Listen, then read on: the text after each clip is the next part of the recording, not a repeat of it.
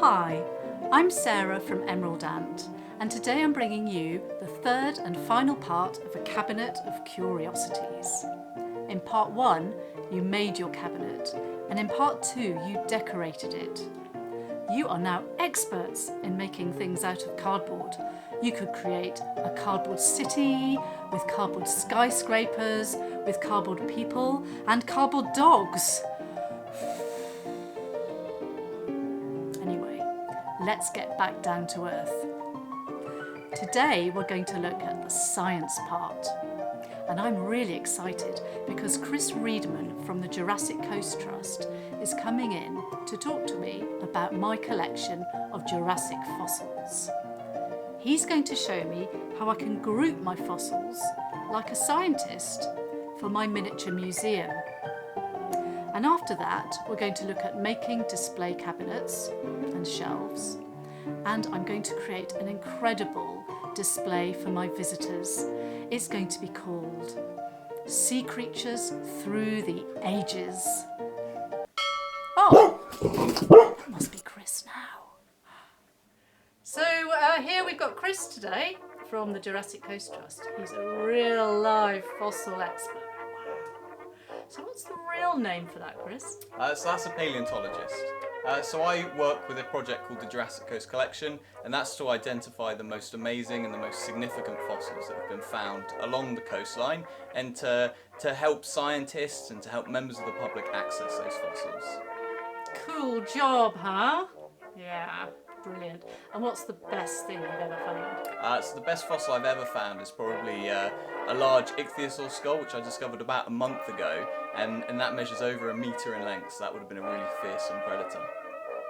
Amazing. And would we like to know where that was found? Yeah, of course, yeah. So that was on Monmouth Beach, just next to Lyme Regis. So Chris walks in the steps of Mary Anning, but not in the same shoes. Yeah, yeah. Hey, Chris. So here I've got my fossil collection. These are all things that I've found on the Jurassic Coast, in various different places. And I've got this idea to create a display of sea creatures through the ages in my Cabinet of Curiosities. Brilliant. So can you advise me for how I might put the fossils together, or... Yeah, so What do you think? I think the best thing for us to do, because we've got a whole range of different animals here, from the fossil record and from the present, I think the best thing for us to do is to group them into the different types of animals, and we'll start from there. So for me, the first things that really kind of are easy to pick out are the ammonites. So that's this one and this one over here. So I would group those together. Okay, let's do that then. Oh, perfect. Have we got another one? Is it those two? Yeah, those two. Yep, perfect. Okay. And I've got a drawing that I've done of an ammonite, of how it looked as a real creature Brilliant. there as well. Okay, so the next thing I'd probably be looking at is these weird shaped items here, so these two long things. And they actually come from an animal called a belemnite. So it's similar to the ammonites, but they have a long, straight body, and they belong in the squid family too. They're like modern day cuttlefish. Okay. So I'd pop these two together. Let's move these around a bit. And I think this is a belemnite, isn't it? Exactly, yeah, and you can Great. see how similar that looks to the to the ammonite there. So they're both cephalopods.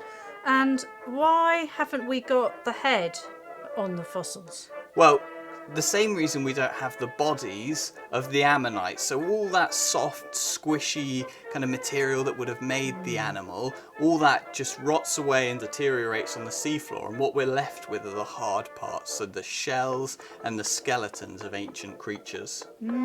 Okay, great. Right, so we've got ammonites and belemnites, and what else lives in the sea that we've got here? Okay, well, these are all Jurassic fossils, so I think the next one to really go for is this black disc-shaped fossil. Wondering what that was. Yep, so that is the backbone of an ichthyosaur. So these are the big predatory creatures that lived in the Jurassic Sea, and they would have looked like similar to a modern dolphin, but with an upright tail. And as I say, they would have been the kind of the top predators, and they would have eaten belemnites and ammonites living in the sea as well. Oh, better watch out.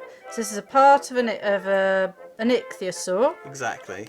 which we've got here as well. Yep, Great. perfect. Lovely. And then the last Jurassic fossil that we've got is this. This is a bizarre kind of shape. And this is called a devil's toenail, or a Gryphea, to give it its scientific name. And that's a species of shell that lives on the bottom of the seafloor, and they kind of filter feed, and they take little particles of food out of the water column. They don't move around an awful lot, but as I say, these are quite common fossils in the Jurassic and common fossils to find on the Jurassic coast. And I know some people that have found these in rivers as well, around Bedminster. Exactly. So wherever we get Jurassic rocks exposed, there's often quite a good chance that these will preserve and they wash out. Great. Yeah, that's exciting. A Gryphea, right? A seashell, basically. Yeah. Okay, great. And I've also there's a lot of these here.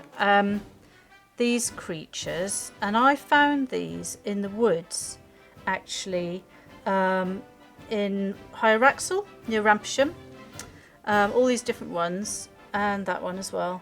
All of these are from the woods. Not those two, but yeah, and that's from Scotland. Okay. So what have we got here? So these are sea urchins. So these are the tests of sea urchins. They're the hard exoskeleton that we get preserved, and normally they would have all kinds of spines and soft parts associated. Like this? Yeah, exactly like that. You really wouldn't want to. That was lucky, wasn't it? Yeah, you really wouldn't want to stand on one. The spines are defensive, so it protects them from predators and unfortunate people that kind of step on them in the sea, really. Yeah. So we've got a few different types here, actually. So if you see these ones, so this is a modern example. And this is a prehistoric example. So this would have come from the Cretaceous rocks around here, from the chalk. And as I say, they are, the same group of animals, but separated by, 60 million years or perhaps more. And then we get some odd different types. So these ones are all, within one group of the echinoid family.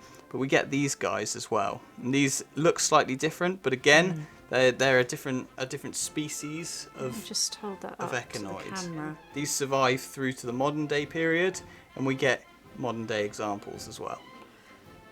So there would have been spikes coming out of all of these holes here. Yeah, exactly. Yeah, and as I say, that some of them are poisonous, and others just kind of are defensive. Yeah, my dad wasn't very happy when he stepped on one. Yeah, I can imagine. Yeah. Yeah. Great. Okay, so I've got plenty of stuff to put in my cabinet then, haven't I? Yeah, definitely. Yeah, sorry. The pictures are great examples of what these creatures would have looked like in life. I've also done some Stethecanthus sharks. Yeah, perfect. Do they tie in? So we do actually get sharks in the Jurassic. They look a little bit different. They're a species called Hybodus, and they would have had big defensive spines next to their fins, and that would have been, again, defensive. But yeah, we get sharks right through to the Jurassic. So there's over 200 million years that sharks have been swimming in the seas. Amazing, aren't they? Such incredible survivors. Yeah. Yeah. Because everyone loves a T-Rex, of course, they've got to go into. Yeah, perfect. So around Dorset, most of our Jurassic rocks and our Cretaceous rocks were marine, so we don't actually find much evidence of terrestrial dinosaurs, but there would have been meat-eating theropod dinosaurs on all the little islands dotted around the Jurassic Sea, around Dorset, 200 million years ago, so yeah, they absolutely belong in there as part of the picture. Oh, great. I mean, could they be sort of tiptoeing around Swanage? Yeah, absolutely. And we do find the odd bone from the meat-eating dinosaurs. And in Charmouth, we actually found what they were eating, so the large herbivorous dinosaurs like Scelidosaur, but we're yet to find a complete skeleton of one of these larger apex predators, so we'll have to keep our eyes peeled for that. Fantastic. I also thought I would add some decoration just to make my display really exciting for visitors, and I've cut out some nice seaweed shapes that I'm going to put in. Brilliant. And oh wow, that's lovely. Yeah, we've got some nice bits here. It's so delicate. Very delicate, yeah. Quite excited about using that as well. Yeah, lovely. Yeah. Perfect. Great. Yeah, this is going to be a really, really amazing display. Should be. Okay, thank you very much, Chris. Thanks for your advice. No problem, no problem. I'm going to set to getting my display together. Thank you. This is the equipment you're going to need.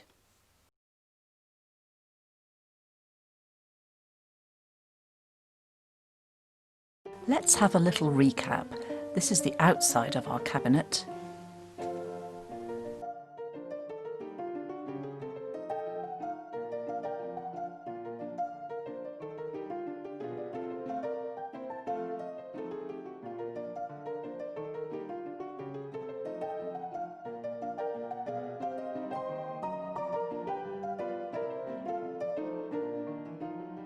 And let's take a little adventure inside too.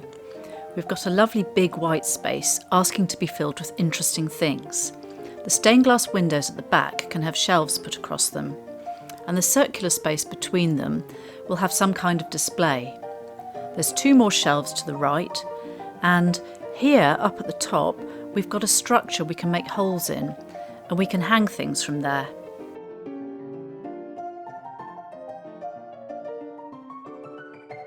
I'm at the back and I'm putting in some shelves to the stained glass windows.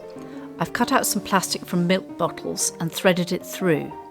This plastic's not very strong, so I can only put lightweight objects on there. To display my fossils, I've cut up some plastic bottles and yoghurt cartons. I painted them all white because they'll stand out well on a white background, and you can see that they're all different heights, so they'll look good one in front of the other. Here I've got something really special, some micrasters that I found near Weymouth. To give them a display cabinet feel, I've got this plastic piece from an ice cream, and I'm going to put that over the top. I've taken a few different plastic bottles and bits and bobs and stuck them together. Then I'm going to create some miniature worlds like rock pools with different shells, seaweed and stones. Now I'm round the back of the cabinet again, and I'm going to add some fairy lights to the ceiling inside. They'll make a nighttime experience exciting. The battery packs will be hidden around the back. I'm making holes in the top and I'll poke the lights through. If you're making holes through stronger plastic, make sure you ask an adult for help. You can do this clever trick really easily, but you might need the help of an adult. Cut a slit in the wall and push your creature through it. You can patch up afterwards with the tissue paper and some white paint. Make some holes in the ceiling before you've got lots of things in here, then you can hang things from it. And make some pictures of the prehistoric sea creatures your fossils once were. I've got ammonites, squids and an ichthyosaur. And here I've done some seaweed cutouts. In my little alcove here, I've made a small display with a tiny baby Stachanthus shark. Oh, the joys of double-sided tape. This stuff, Galago tape, is easier for children to use than the normal stuff. Now I'm putting my fossils in.